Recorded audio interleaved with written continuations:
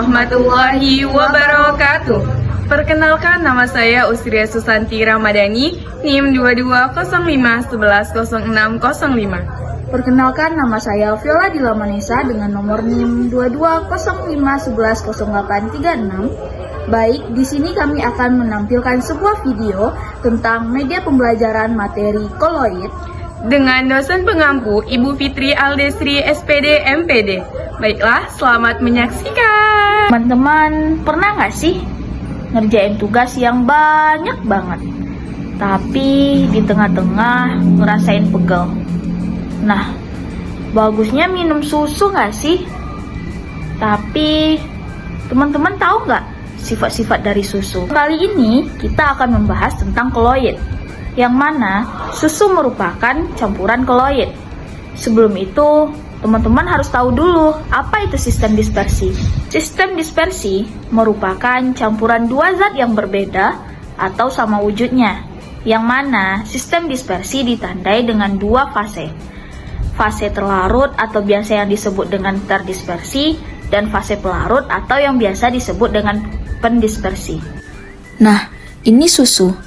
Larutan ini merupakan topik utama kita, yaitu koloid. Jika dilihat secara makroskopis, larutan ini terlihat homogen.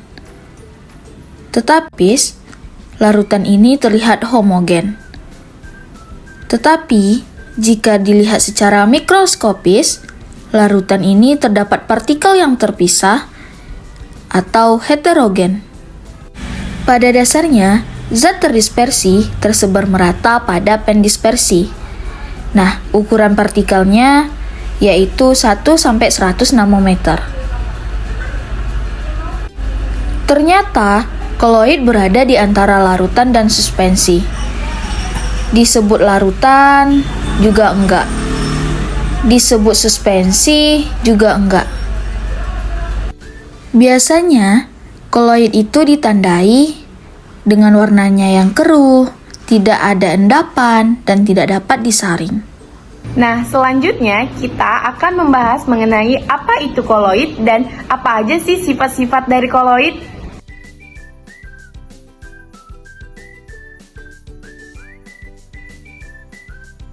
Koloid adalah jenis campuran heterogen yang terbentuk karena adanya dispersi suatu zat ke dalam zat lain yang dicampurkan. Sistem koloid. Sistem koloid merupakan suatu campuran yang keadaannya di antara suspensi dan larutan sejati. Ukuran partikelnya antara 10⁻⁵ sampai dengan 10⁻⁷. Teman-teman juga harus tahu suspensi. Suspensi yaitu campuran heterogen antara partikel-partikel kecil padat dalam suatu cairan yang apabila dibiarkan mengendap dan tidak bisa disaring dengan kertas saring. Ukuran partikelnya lebih besar daripada 10⁻⁵ cm.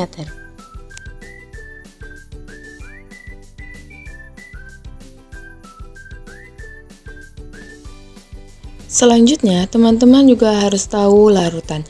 Larutan merupakan campuran homogen, di mana partikelnya berukuran sangat kecil, yaitu kurang dari 10⁻⁷, dan tetap tersebar secara merata walaupun dibiarkan begitu saja. Sistem koloid memiliki perbedaan sifat dari larutan sejati. Yang pertama yaitu gerak Brown. Jika kita mengikuti gerak partikel koloid dengan mikroskop, kita akan menemukan ini bergerak secara acak. Gerakan partikel acak ini disebut dengan gerak Brown. Robert Brown, penggagas gerak Brown ini, tidak dapat menjelaskan kenapa partikel bergerak secara acak.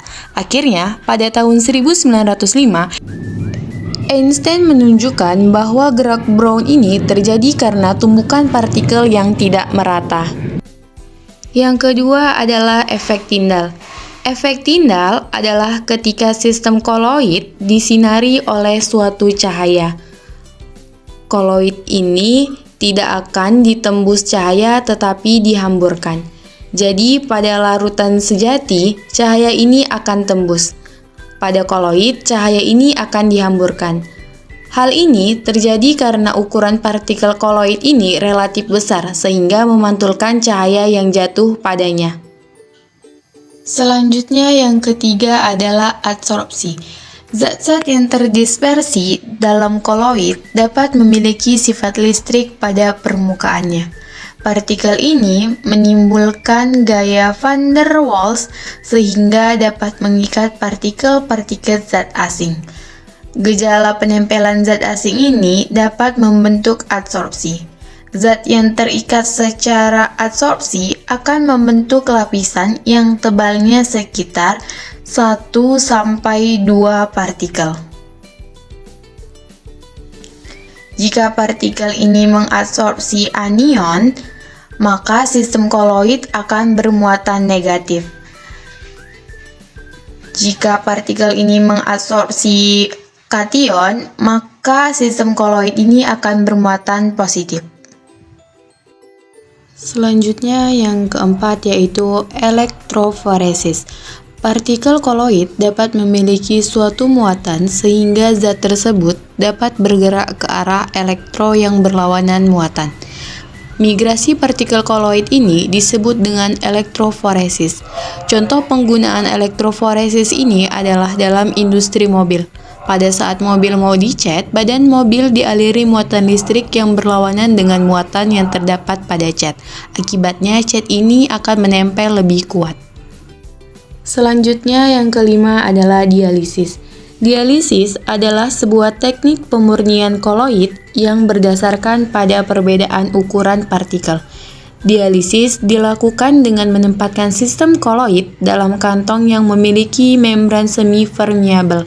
Selanjutnya, membran ini direndam pada air. Ion-ion pada medium pendispersi lebih kecil daripada partikel koloid, sehingga ion dapat pindah dan keluar dari sistem koloid. Partikel koloid akan tetap berada dalam kantong membran.